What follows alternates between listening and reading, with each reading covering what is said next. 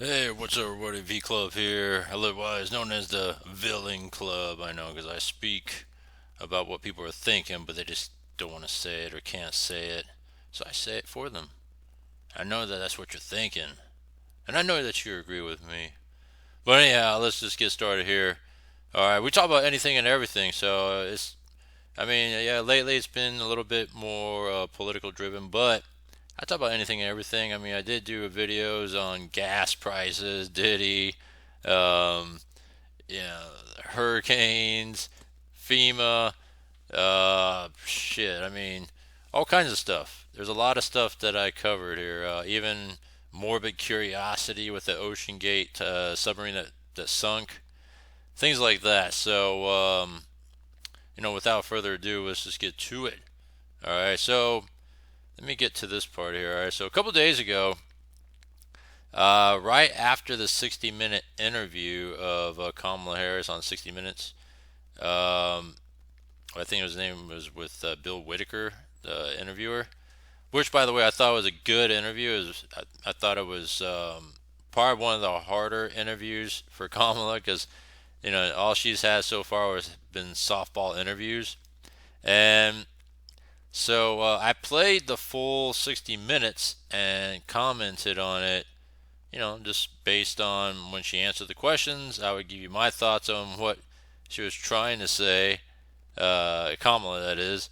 But yet, CBS didn't like the fact that I was playing their video, and you know, I had to end up taking it down because CBS didn't like it. But yet, anybody else could talk about it, and I still see their videos up and all that. So, it's just whatever, right? So, I'm gonna play a video of a video. That way, I can still get my point across about what I was trying to say.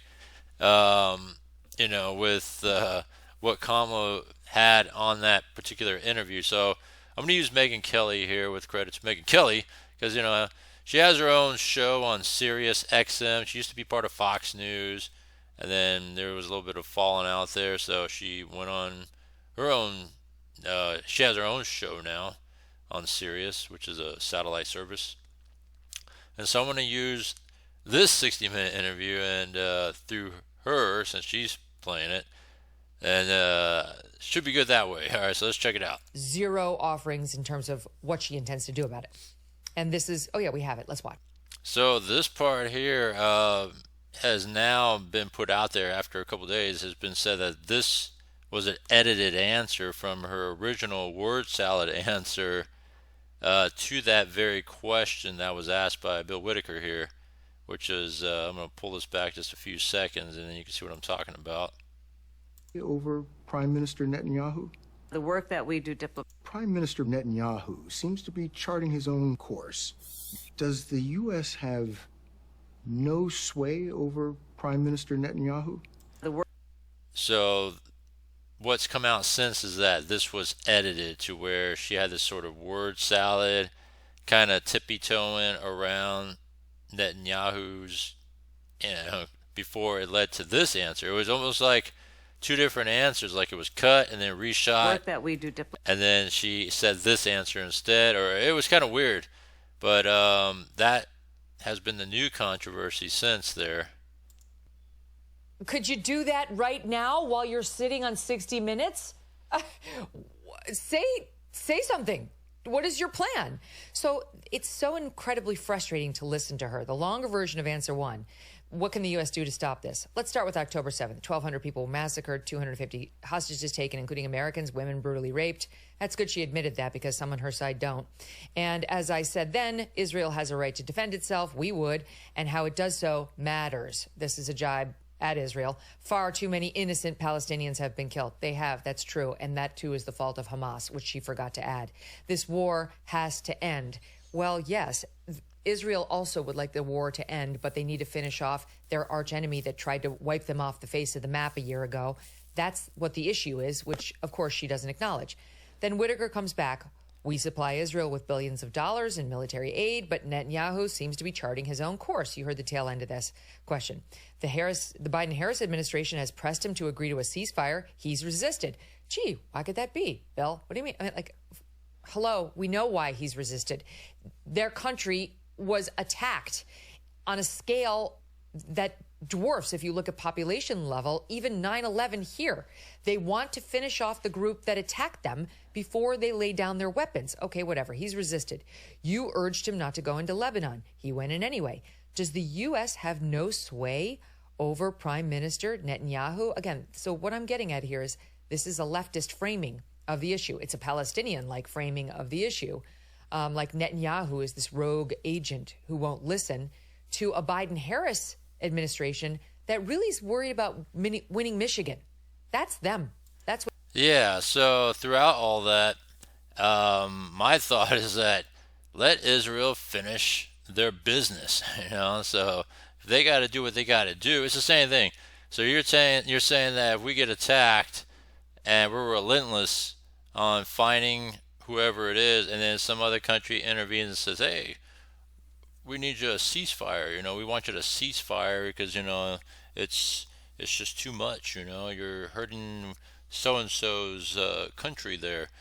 I don't think that's going to ever be the case, that we're going to listen to other people because they call for a ceasefire, right? No. So Israel got to do what they got to do because they were attacked. It's not like they started the attack. They were attacked a year ago. And so that has been a key issue, is that for whatever reason the Biden-Harris administration seems like they are friendly with Israel, but yet they're not calling him an ally. Because why? Because they're hurting a minority population.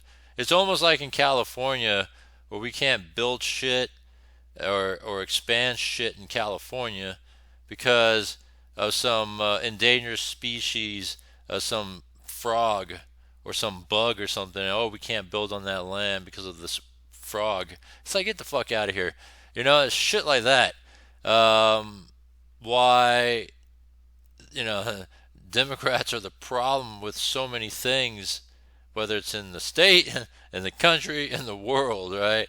So just saying. That's what they're trying to do here. That's why they're pressuring Netanyahu. They know very well he intends to finish off this terrorist group and let before he pulls back. But instead, it's more fun to appeal to the Palestinian supporters, the Hamas supporters, by saying, there's no point. You've tried to pull this attack dog off of its mission, but apparently you don't have enough sway.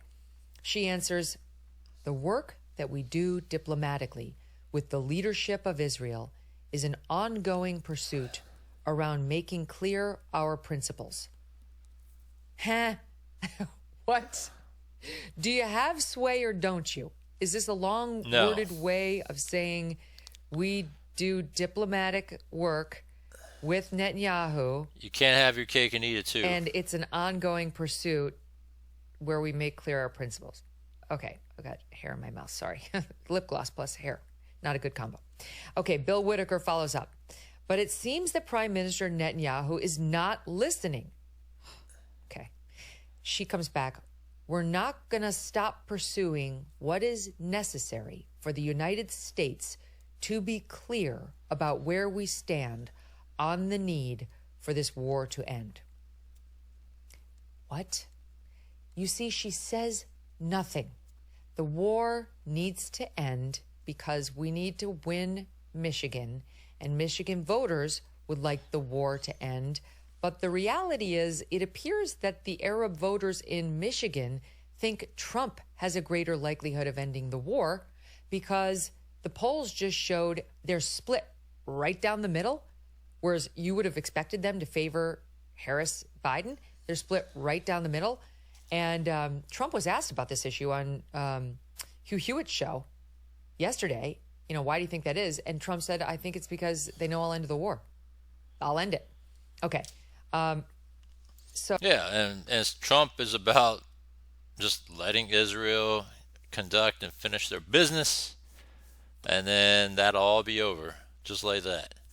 That's what allies supposed to do, back them up and let them do it. I don't know why you're trying to play the fine line between both sides here with this administration right now.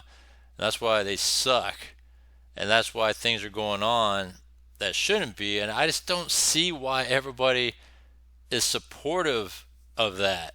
You know, you saw the protesting, useless protesting that was going on, and that you had to quell that all because of ceasefire. I mean, come on, man. Like, don't you have other stuff to worry about? So meanwhile, Kamala was worried about Michigan, and she's going around, doing events and things when there's bigger issues like the hurricanes that hit the eastern side of the United States. And obviously, she wasn't there for Hurricane Helene when it hit North Carolina hard. And then she claims to be around Florida to help out with Florida with the newest hurricane that hit Florida with Milton. And it's true what it says right here. She's MIA, but she tries to call and act like she's conducting business when she hasn't been conducting business. But we'll talk about that in another video. So we get her inanity. We're not going to stop pursuing what is necessary for the U.S. to be clear about where we stand on the need for this war to end. You've said nothing. Then he says, do we have a real close ally in Netanyahu? And she can't answer that, right? Because she's not allowed to tie herself to Netanyahu because the leftists don't like him. So she says, I think with all due respect, the better question is, do we have an important...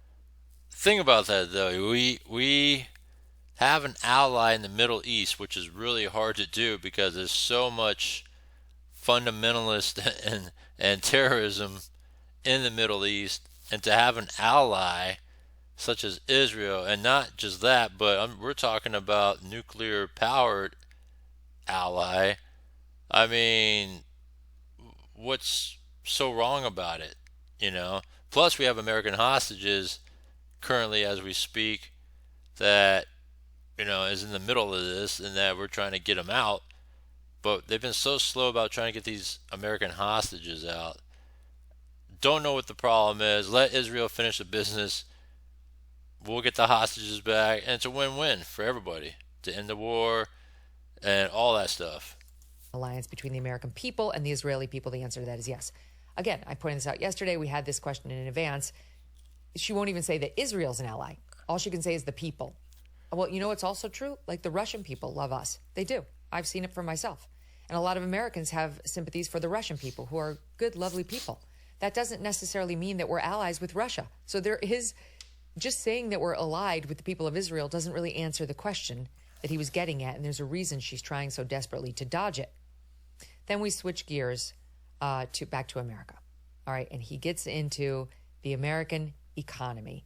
And this was a nightmare for several different reasons. Let's take a listen to the cut we have on it. My local... Yeah, that is the question, though. How are you going to... But that's not true, though. That is not true. When everybody pays their fair share, it reminds me of this video right here. Here's an old video of Cori Bush when she was campaigning, and she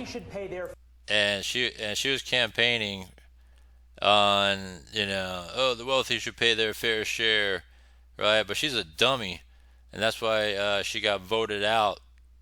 Well, she get voted out. Yeah, I think she got voted out recently because she sucks. But she tried to campaign off that very reasoning. And listen to how stupid she sounds.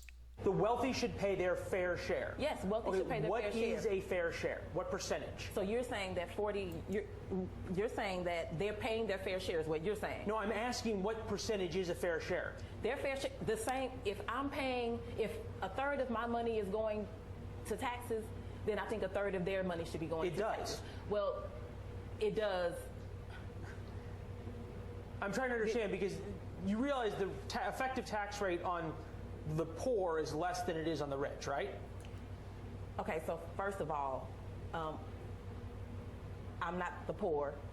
I'm very close to that line, but I'm not the poor. Okay, so the effective tax rate on the middle class is less than it is on the rich, correct? What fair share would you like to change the tax rate to on the wealthiest what percentage of Americans so it's a fair share?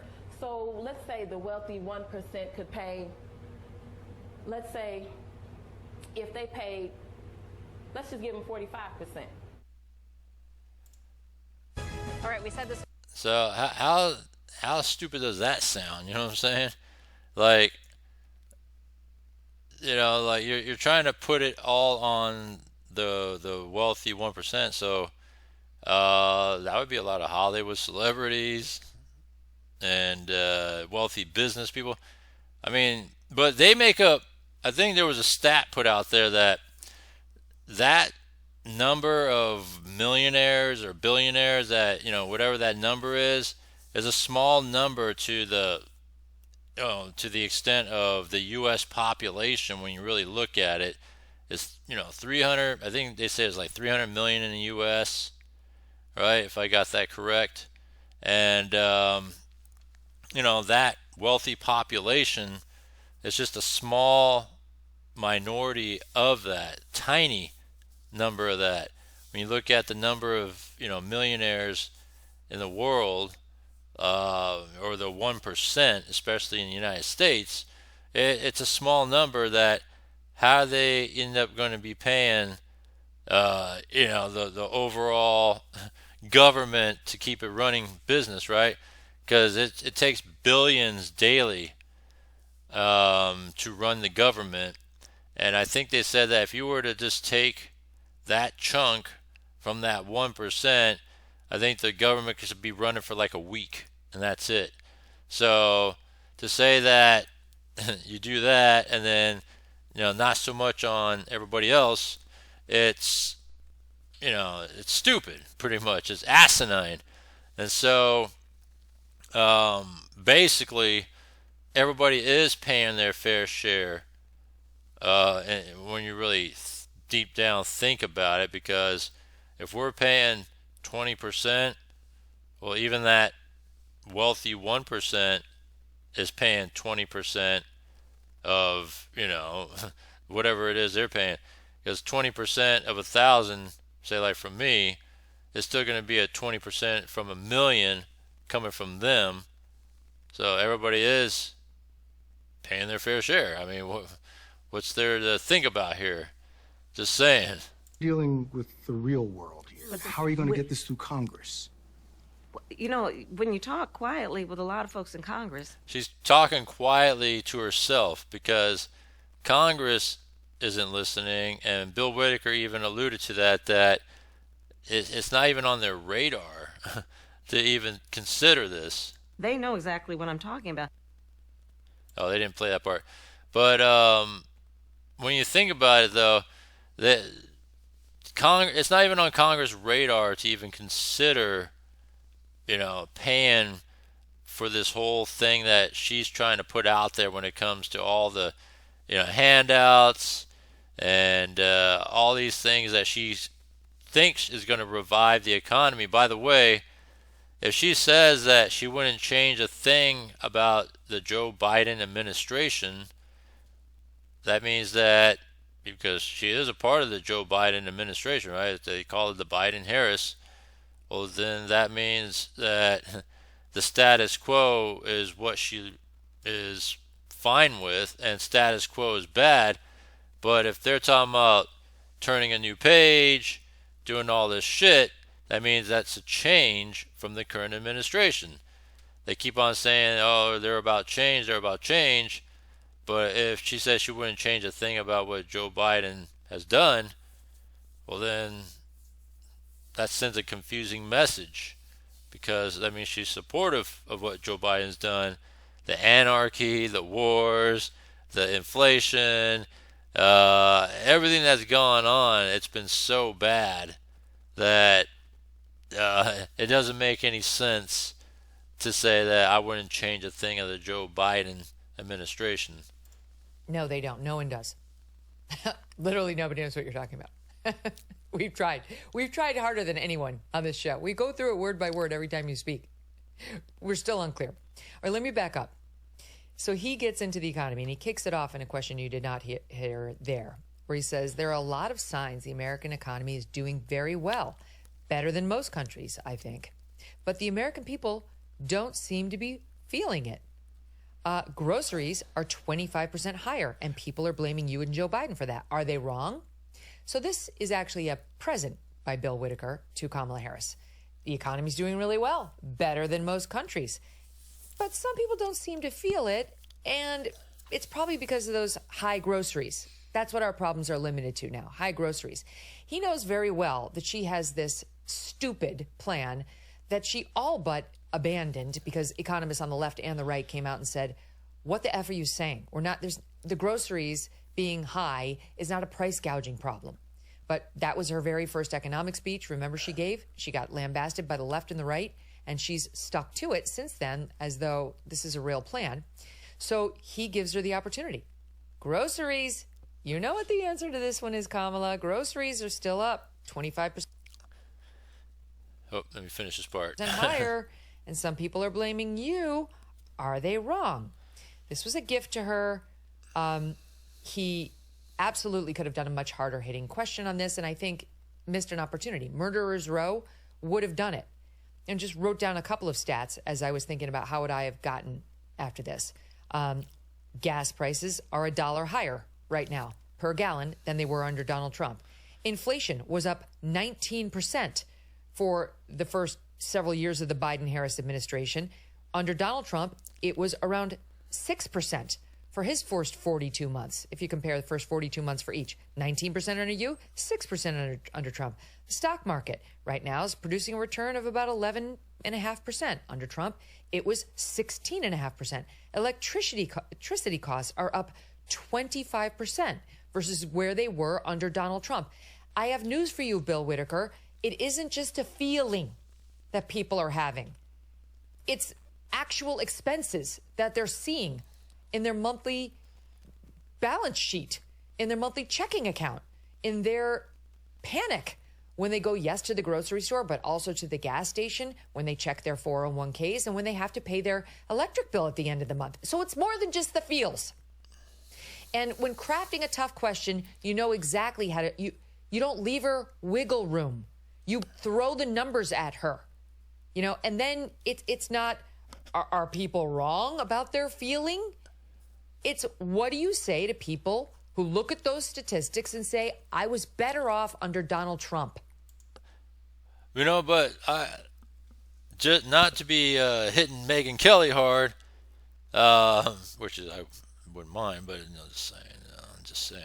But I thought Bill Whitaker's interview was good because he tried to soften the questions, but yet still came at Kamala on the questions. So I still thought Bill Whitaker did a good job on it. And yes, you could blame the Biden administration for the cost of everything increasing because of all the handouts, them signing on the inflation, what is it called?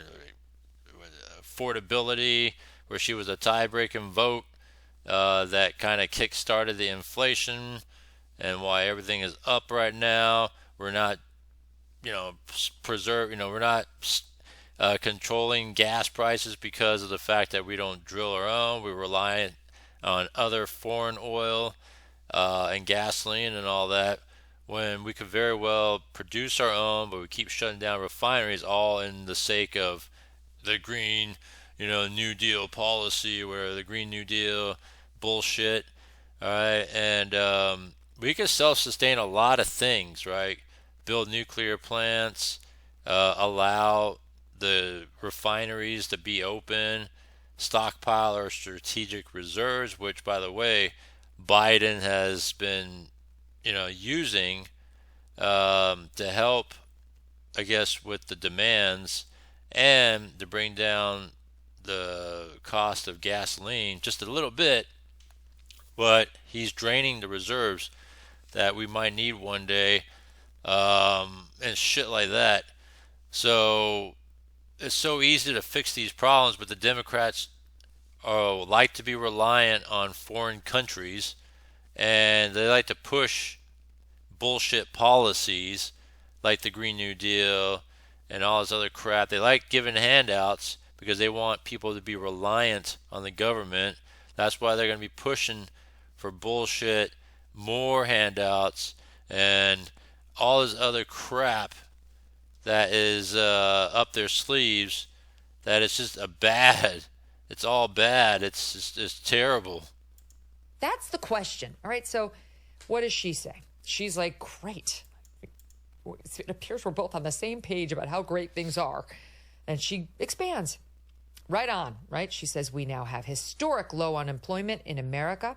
Among all groups of people, we have an economy that's thriving by all macroeconomic measures. I got 10 to 1. She doesn't know what macroeconomic means. And to your point, prices are still too high. And I know that we need to deal with it, which is why part of my plan.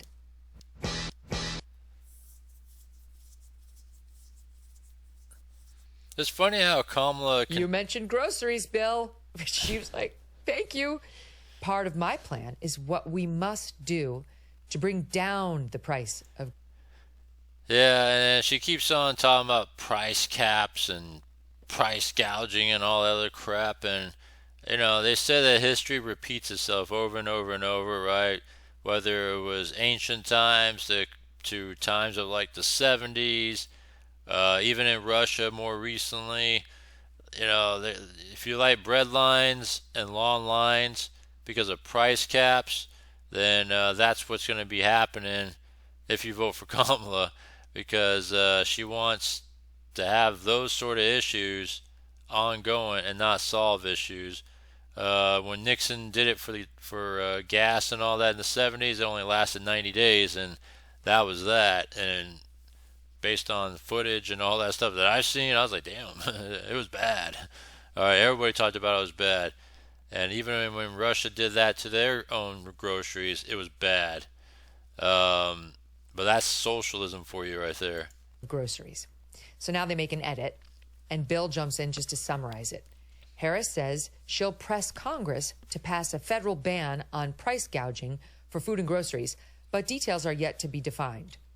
Okay, but he does not offer anything along the lines of the pushback I just outlined for you, that she was ripped by economists on the left. Remember that Washington Post piece we went through in detail on the show where the woman was like, hey, pro tip, when they're calling you a communist, maybe don't make your first speech about communist-like policies, including price controls, especially when the grocer's margin is only less than 1 percentage point on their markups.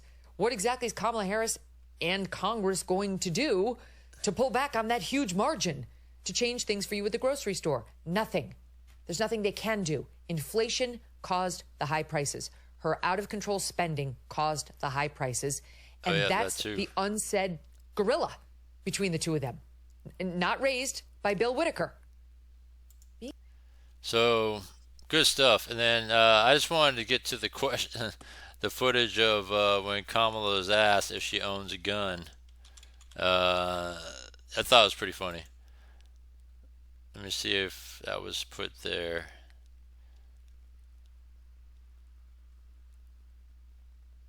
I thought this was a pretty interesting piece right here. I'm going to use, let's see here. I'm going to use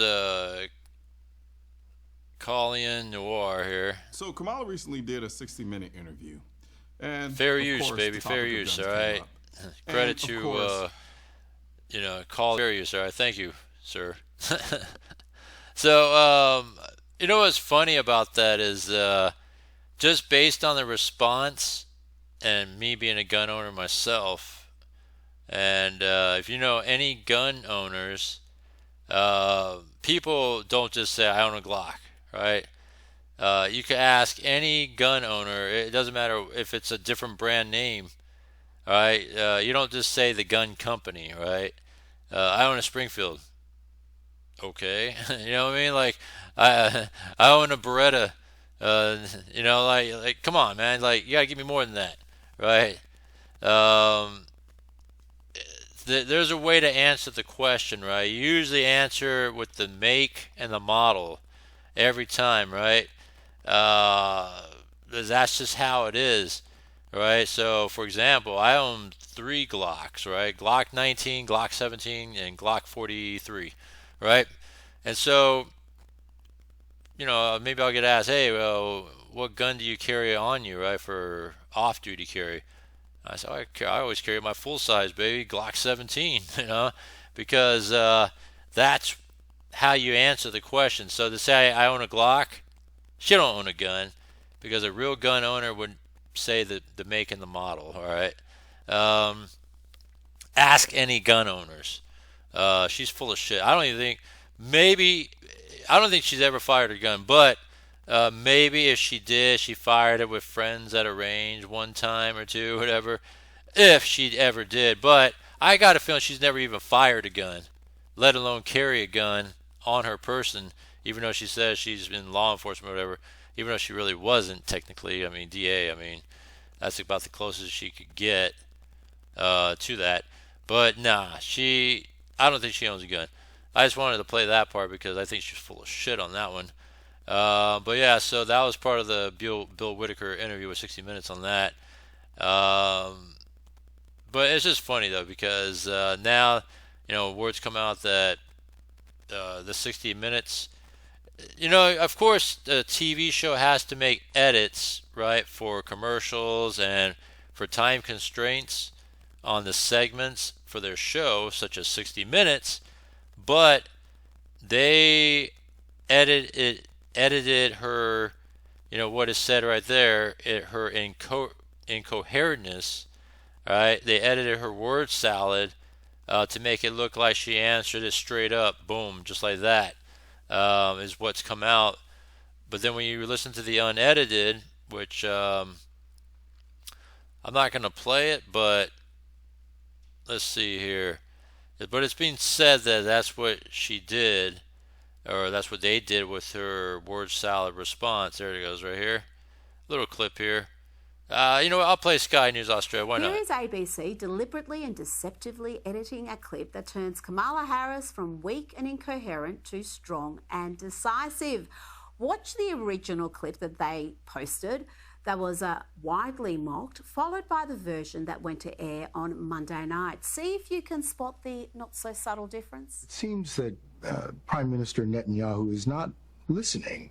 Well, Bill, the work that we have done has resulted in a number of movements in that region by Israel that were very much prompted by or a result of many things, including our advocacy for what needs to happen in the region. But it seems deliberately and deceptively editing. So that's a little YouTube short on that. Sky News Australia, fair use, baby. All right.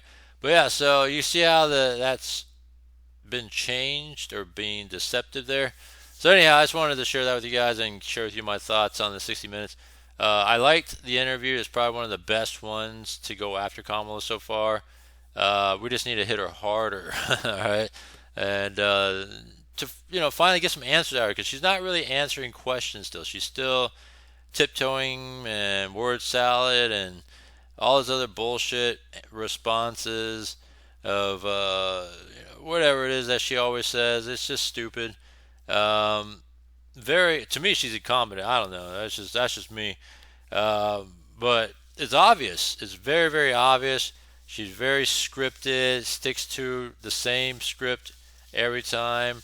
To try to answer the question, she reverts back to her, debate, topics like the whole price gouging. She wants to put a price cap, and she wants to do these handouts, and she wants to, tiptoe around the wars in the Middle East, and all this other shit.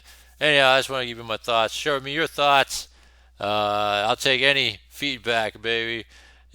Positive, negative, I take them. And I've been seeing some, so I'll respond to those in another video. Comment down below, subscribe, and for continuous daily content. I'll see you next one.